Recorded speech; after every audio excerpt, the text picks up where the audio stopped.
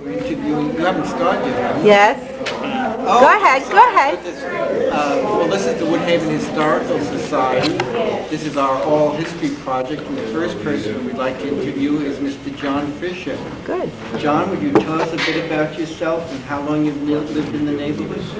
Well, I was born in the East New York section of Brooklyn, on Pine Street and Belmont Avenue.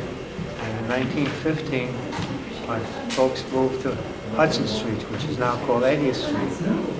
We moved in a two-family house built by the Schroeder. That was 1915 when I was 1 year old when we moved there.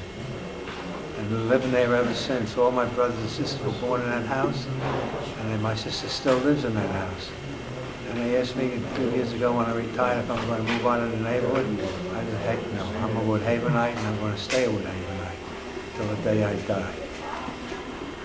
Is there anything else you want to know about that? Yes. 1915 is when the subway system, the Fulton Street line was extended from Cedar Line to 109th Street on 19th Street, Lefferts Avenue. And that day they gave free rides for the whole day. And 101st Avenue, the Charlie used to run there, used to go from Grant Avenue, Brooklyn, all the way out to Far Rockaway. He could go as far as Rosedale with that Charlie too. Mm-hmm. And then something else then in 1927, Union Cross there, and 80th Street. It used to be Shore Avenue on one side, now they call it 80th Street. There was a great crossing there, Union Cross they called it. And a fire truck was hit by an express train. And since then, they put a bridge over the railroad to eliminate the crossing. Mm-hmm. John, I remember growing up, I thought there was a dairy farm on Rockaway Boulevard near 75th Street, and I can remember visiting my grandmother and seeing cows, and everyone said to me that's impossible. No, there was a farm there. There was a big barn there. It had about 16 or 18 cows in there.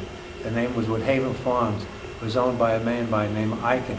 And he had a few sons and everything. He used to deliver the milk. In fact, I serviced some of his trucks that he had. And it's been there for a good number of years. And it was sold, and they put a row of houses there. And also across the street there was a tinsmith shop called, a man by the name of Bradish owned it. And he was there for a good number of years. And then I think there's a place now that makes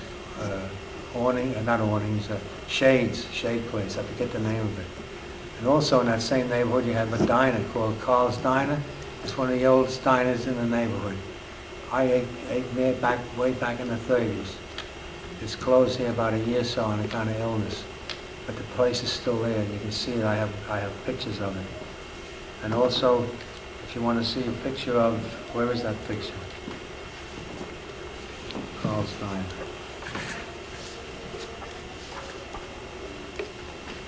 Is that it? Is that Carl's Diner? Yes, Carl's Diner. Then maybe you want to see about the old, you still going? Mm-hmm. 59 school. That was school, originally it was public school number 2.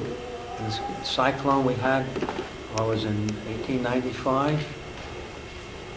In 1895 they had a cyclone and the original building was demolished. So they built the fifth public school of 59.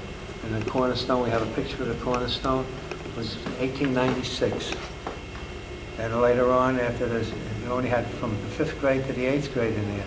Because there was a school on Jerome Avenue, which was 101st Avenue, called 64 School. They went up to the 4th grade in there, then they went over to 59 School to go up to the 8th grade. During the war, they had John Adams annexed in there for a number of years, and a few years after the war. And then it was sold to a company called Happy Hudson Paper Box Company. They renovated the building and made a factory out of it. And after that, Friendly Frost moved in there and they sold appliances, TVs and all of the other appliances. Then they closed down, and then this here company took it over and they made an office building on it, and they called it the Woodhaven Park Plaza. And it's a modern office building. In fact, one district office of the Board of Education has an office in there. Now I see there's a school there, some kind of a school in there too. But the building is really a fine building. It's like a modern building there. You wouldn't want a better building in the neighborhood. Mm-hmm. John, when I was growing up, there was a wooden school, a small wooden school below Jamaica Avenue between 85th and 80th. I remember that It school. wasn't a one-room schoolhouse, but it was almost a one-room Right, school. yeah. Where did you go to school? I went to school in St. Elizabeth's, 85th Street and Atlantic Avenue. And when we went there, the building was a small building. It was built in 1913, I think. The cornerstone says 1913. And they still had a big outhouse in the back. With one side the girls are on, the other side the boys are on. Then later on they put 4 more classrooms on, then we had indoor plumbing. And Katie Schmidt was the housekeeper for Father Bear. There was a priest, if ever was a priest. The priest today couldn't put a patch on his pants. That's how good they were. He was a fine man. I remember they used to have lawn parties in August, big lawn party, and they have all kinds of things. And us kids used to go there, they'd have a big basin with fish swimming around, not live fish, but wooden fish. We'd give us a hook to hook them up and we'd get a prize. Foot one is what we had. Were the trains running on Atlantic Avenue at that time? At that time, the trains were running on Atlantic Avenue. They run on Atlantic Avenue until about in the 40s. I remember in 1941, I stood on top of the bridge that went over the railroad, and I was looking at the tunnel where the trench where they were putting the trains down. In fact, the trains, while I was digging the tunnel, I had the trains run on each side of the road, on each side. And they went and but when I come back out of the service in 1945, everything was underground. So I call Atlantic Avenue still the tracks. South of the tracks, north of the tracks. Are you on the right side of the track? South side of the track.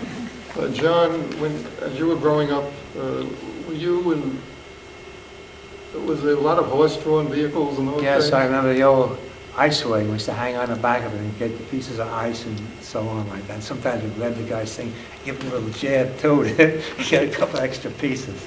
Did you have a horse? No, I never had a horse. I had an uncle that had horses, but he lived way down in Brooklyn, around Utica Avenue.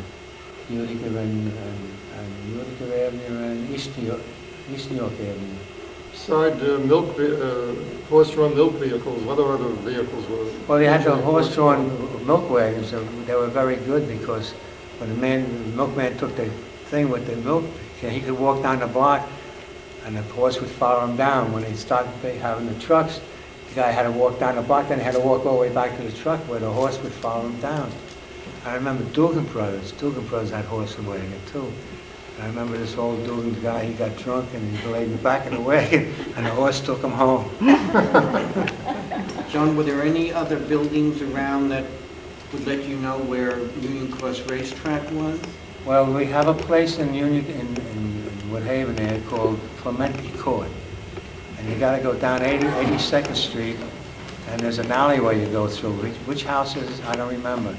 I had a customer that was named was Mr. Dixon. He was a letter carrier in the Woodhaven Post Office. He was my letter carrier also. Mr. Dixon. Mm-hmm. And I had his address, and the house before his address, you go through the guy's driveway into back to the court. And there's a few houses in this court. It's between 82nd Street and 84th Street. Very few people know about that place. Every now and then I see a guy looking around or a truck, he's up and down the streets looking for this. And I ask him, I call him over the side, hey, what are you looking for, Matt? He said, I'm looking for Clementi Court. And I tell him how to go there. In those days, there were 2 mail deliveries a day. 2 mail deliveries a day. The mailman had a sack on his back. Right. And you could tell when the mailman was coming into the neighborhood because he would blow, every time he put your mail in your box, he used to blow a whistle. And you knew the mailman was coming and whoever was home. And them days, Mama was home. She didn't go to work.